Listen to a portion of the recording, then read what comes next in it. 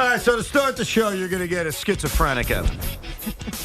Not to refer to myself in the first person or third person or whatever that phrase is, but you're going to get the schizophrenic Evan. You're going to get the rational Evan, and you're going to get the irrational Evan. So, Tiki, you want me to start irrational? Is that good? I'm gonna go a little rational? I like you irrational. You like that? Because it allows me to calm you down. Okay. So let's start irrational. Just don't scream too loudly. I'm not going to scream. I'm going to talk very passionately. Let's start irrationally. What the hell did we do to the baseball gods?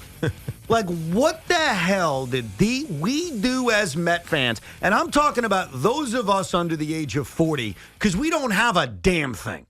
We don't have 86 to think back on. We don't have that. You know what we have? We've got 2000. We finally get to the World Series. We lose to the Yankees. We've got Mike Hampton wanting a better school district. We've got A-Rod wanting to come here, but our team saying 24-1. And boy, do we have injuries, especially over the last 3 years. Jacob deGrom is putting together the greatest season a pitcher ever had. What happens? He gets hurt, doesn't pitch in the second half. Matt Harvey is electrifying New York City in 2013. What happens? He needs Tommy John surgery. Over the last 3 years, the New York Mets have lost pitcher after pitcher after pitcher in spring training. In 2021, it was Carlos Carrasco. His hamstring came out of his leg in the middle of spring training. He didn't pitch till July 30th. In 2022, it was Jacob deGrom. Another scare. This one's real. We didn't see him till August 2nd. Last year was a doozy. Last year was Edwin Diaz's celebration, Jose Quintana, and then on opening day, Justin Verlander. The Mets lost 3 freaking key guys before the season even started. So yes, there are days, today being one of them, where I look to the baseball heavens and I say, what the F did we do to you? Why does this franchise, why are we so cursed? Like, I don't get it.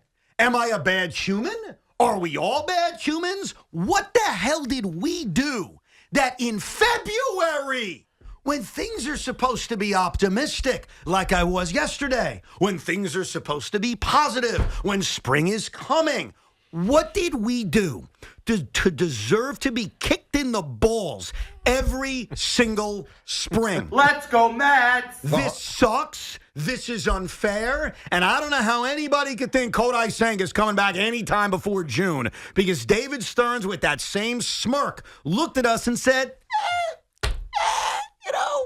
it could be okay. We're going to shut him down. It is very difficult to remain calm and optimistic when we get our you-know-what's cut off every single year at the same time. We're trying to be optimistic. I am trying to be optimistic. And our ace, the only guy in this rotation you can trust, has a moderate right posterior capsule strain. I Googled it. It doesn't even exist. I couldn't find any other pitcher that dealt with this. I don't even know where it came from. And it affects us as Met fans. So who am I mad at? I'm mad at my dad. I'm mad at Tom Seaver.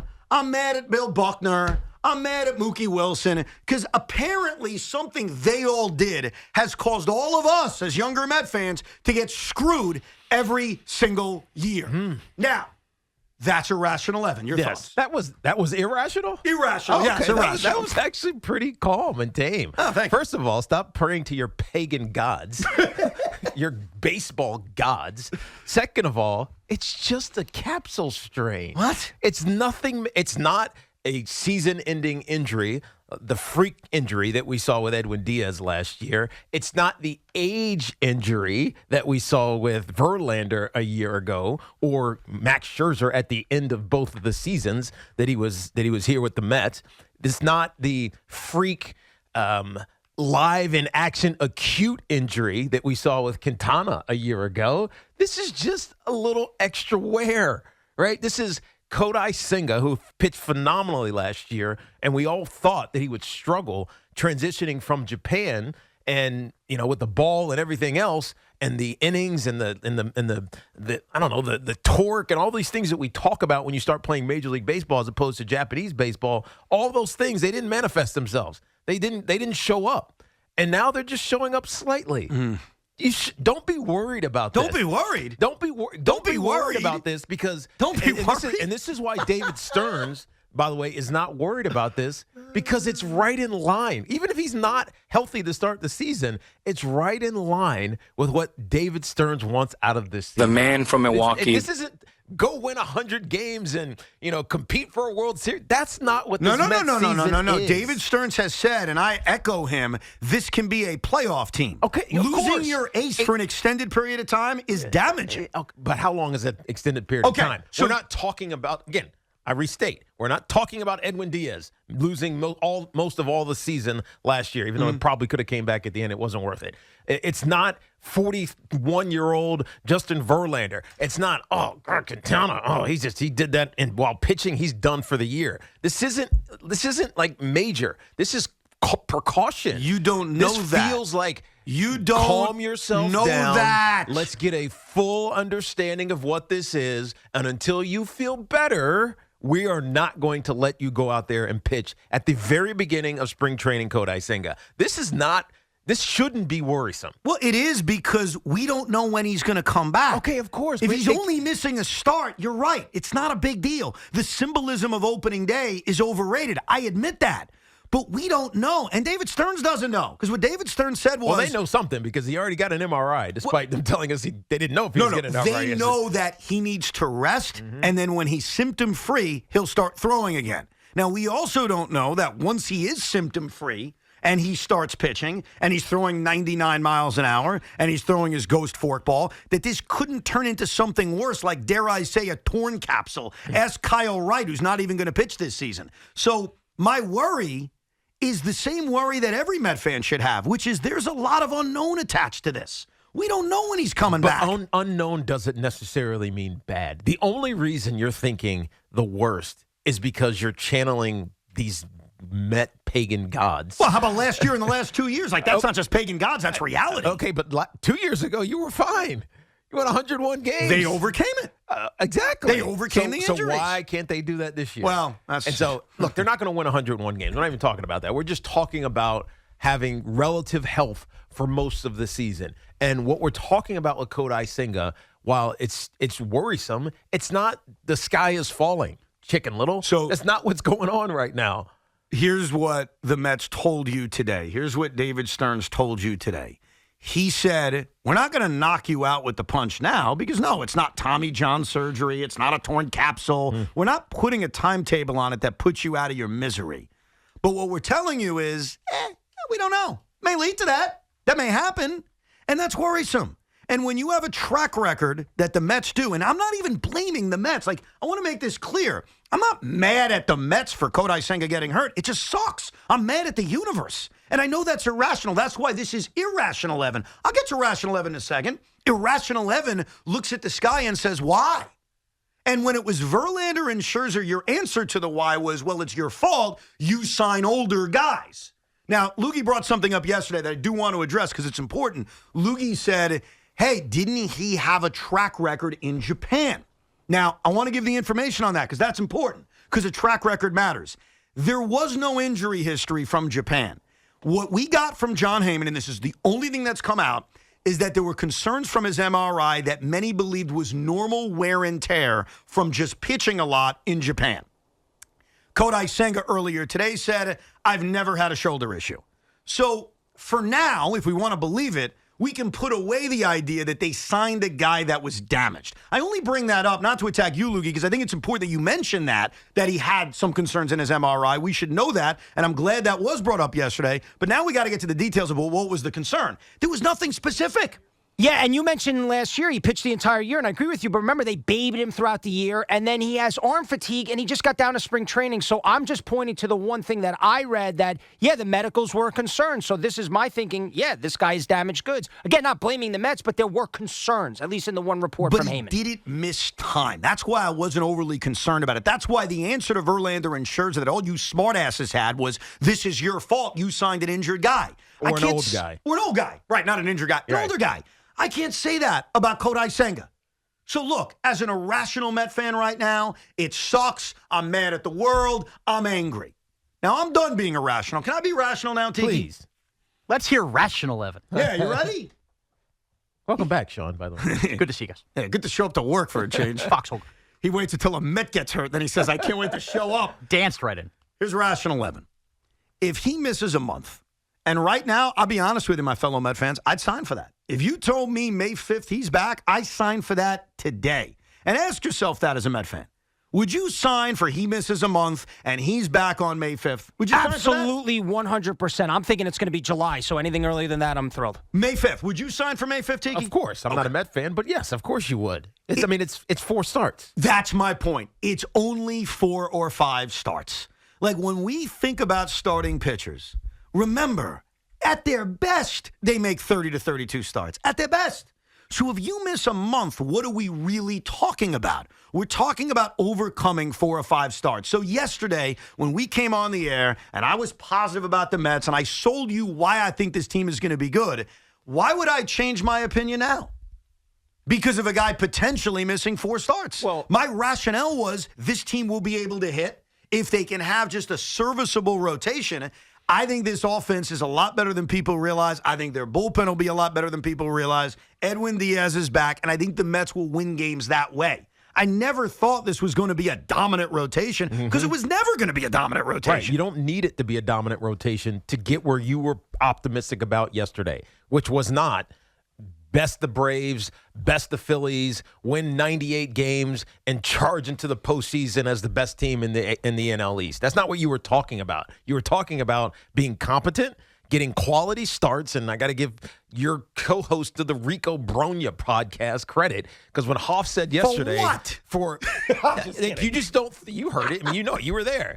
When you talk about quality starts, it's Right. 6 innings and 3 runs. Right. That's a +4 ERA. Yes. Right? So that's all you need for what the goal is this year, both as Met fans, as David Stearns, and Steve Cohen's anticipation of what this season is about. It's not the punting that everybody was alluding to after Scherzer and Verlander left. It's we're going to compete. Yes. We spent a little bit of money. We didn't spend a ton of money, but we want a winning product. And as an owner of a company, you know Steve Cohen is not going to say, yeah, you know what? We're going to win 60 games this year because it's going to better us for whatever, the future. He would never do that. So you knew that they were trying to win, and all they're trying to do now is stabilize some of these issues that are cropping up at the beginning of spring training. And this isn't one that I would be overly worried about, simply because it's not the major issues that you had a year ago. My worry is he's not back May 5th. So that's the first thing I would say in retort. Like, I'm worried that this injury... Okay, so what if he is? If he's out for the season? No, not for the season, but let's just say he misses 2 months. So it's 8 starts or 9 starts. Okay, it adds up. Like, I think you can get away with a guy missing 4 or 5 starts, even if he's your ace. I really do. That's where I'll be rational, I'll be calm. If you told me right now he's back in the middle of May, it's difficult. It's not easy. But you can overcome that. But missing half the season, now all of a sudden 4 is 12? That's a big deal. Even last year when last season started, not to go back and like relive it, but did you think that Kodai Senga was going to be your ace? No. Right. I thought he had a chance to be really good, but really good. I thought the ace was going to be one of the old mercenary piece of craps. And so now you're putting him as the ace. Why? Because it's default? No. Because nobody else is there? That's not true. I'm putting him as the ace because he pitched like one last year. Because Kodai Senga had a really good season. And in the second half of the year, even though most people stopped paying attention, I get why, he only got better and better and better. Like, Kodai Senga was a Cy Young candidate last year. Yep, finished 7th. Like, that's reality. And he should have finished higher. So the reason he became the ace isn't simply, it's default, the rest of the rotation stinks. It's he was really good. Like, there aren't a lot of great starters in Major League Baseball, and Kodai Senga was one of them. So can I rationalize him missing 4 or 5 starts and how the Mets can overcome it? I can. Absolutely. But once that starts to add up, if he is missing half the year, like, I had a guy, I'll give him credit. He sent me a video of a doctor talking about, and by the way, now I'm so pissed off because there's this one Met fan who I like. He played fan baseball with us, and I interact with him, and he's saying, why are you flipping out over a minor thing? Like, that pisses me off. It's not a minor thing. Like, the ace of the team is hurt, and we don't know how long he's going to miss. If he was only missing a start, I wouldn't be flipping out. We don't know how much he's going to miss. So stop telling me I'm flipping out over a minor thing. It's also because it may not be a minor thing. It's also real early. We don't know. So you're going to get mad. What happens, Yes. What happens if it is a minor thing? You know, go back and apologize to all of us for screaming and yelling in our ears? But no. Right? So Have I addressed that it could be minor? We don't know. I'm being honest about how I feel about why it. are you feeling? Why are you feeling a worst case scenario? Because why are you letting even irrational Evan speak for 5 seconds? Just be rational. Because it's tough to be confident that injuries will be minor based on what we've witnessed not only in our lifetime, but the last few years. Injury history is not informative, especially injury history of other dudes. Okay. It's not informative of what's going to happen with Kodai Senga. Here's what scared me. My man Nick Central, he's a big Nick fan. You know, at Nick Central, follow him on social media, big Nick fan. He's also a big Met fan. Yep.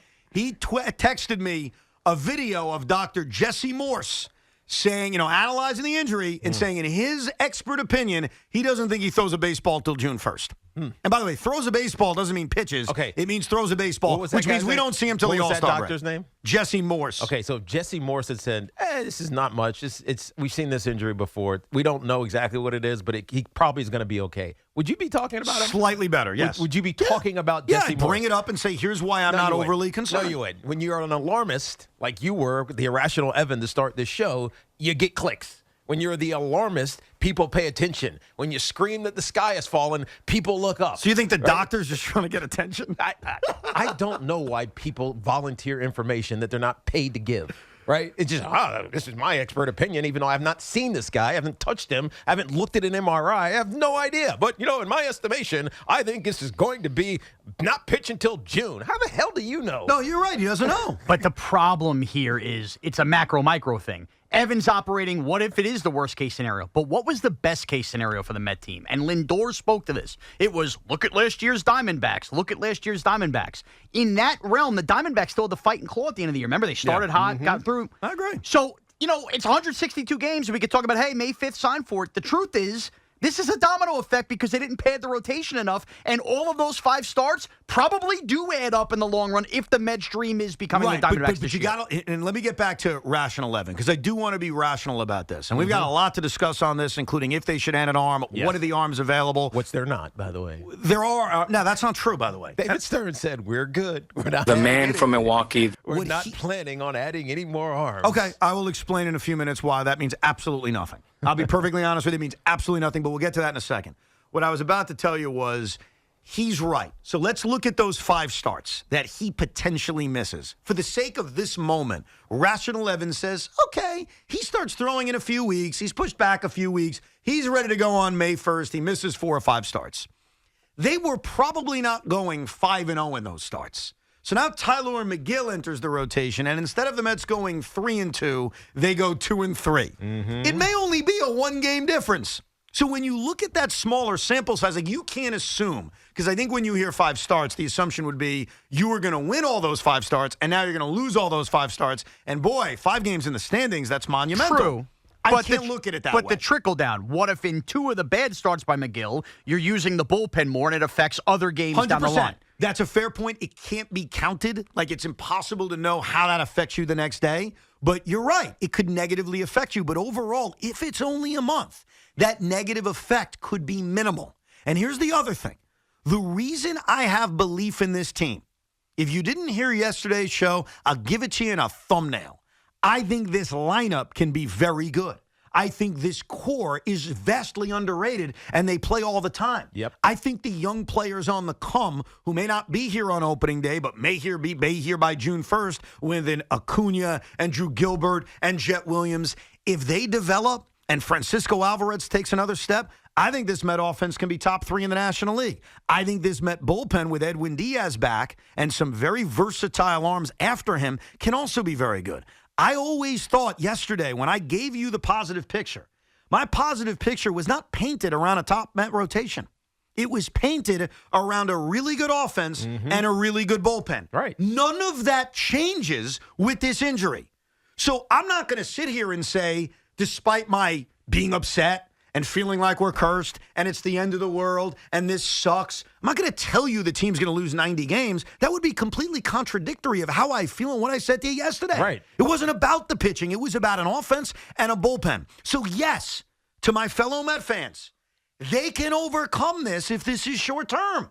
It's not the end of the world if it's short term. Yes, but understand on February 22nd, when you get bad news like this, it's very difficult to be, it'll be okay, Tiki. I'm not saying it'll be okay with Kodai Senga, but I am saying it's not something to get overly worried about. It's not something to go say the gods have cursed us, our pagan gods. They've cursed us, right? They've made us invulnerable. They've started the downward spiral that we've seen every other year as a New York Met fan. Stop with that, right? You have good players here. You mentioned them. I'm talking about the position players. You actually have a good staff. They're not great. No. We don't know if Luis Severino is going to be who he was when the Yankees thought he was going to be a star. We don't know if Jose Quintana is going to pitch to his 3.7 ERA of his career. We don't know these things, but they are good pitchers. It's not like they're Johnny-come-latelys. It's not like they're young Mike Vassell now he's in the rotation because they have no other options. That's not what we're talking about. This team can be still good, and stop getting so over obsessed with a small injury that we don't have full details on yet. That's all I'm saying. It may not be small, and that's what's scary. We'll get your calls coming up, 877-337-6666. And also the follow-up question that's on everybody's mind. What are you going to do about it? Tiki Barber said, well, David Stern said nothing. So from Milwaukee. You should just listen to what he said. I'll tell you why David Stearns may be lying to all of us and why he's right to lie to all of us. We'll get to it coming up next live from the Town Fair Tire Studios, powered by Town Fair Tire. Nobody beats Town Fair Tire. Nobody.